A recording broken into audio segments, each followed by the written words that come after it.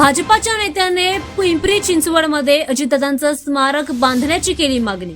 पिंपरी चिंचवडमध्ये दिवंगत उपमुख्यमंत्री अजित पवार यांच्या योगदानाला सन्मान देण्यासाठी भाजपाचे आमदार महेश लांडगे यांनी महापालिका आयुक्तांना एक औपचारिक निवेदन पाठवलं।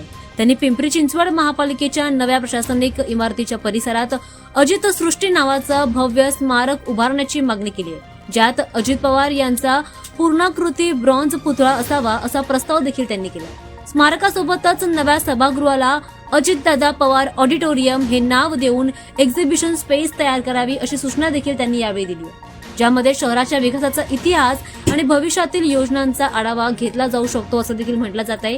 महेश लांडगे यांनी आपल्या पत्रामध्ये म्हटलंय की पवार यांच्या नेतृत्वाने महाराष्ट्राच्या पायाभूत सुविधा, नागरी प्रशासन आणि विकासात्मक धोरणांमध्ये महत्वाची भूमिका बजावली आणि त्यांच्या स्मृती जपण्यासाठी ही कल्पना एक महत्वाची ठरेल। या प्रस्तावामुळे शहरात आणि राजकीय मंडळींमध्ये आता चर्चेला आणखीनच चालना मिळाली।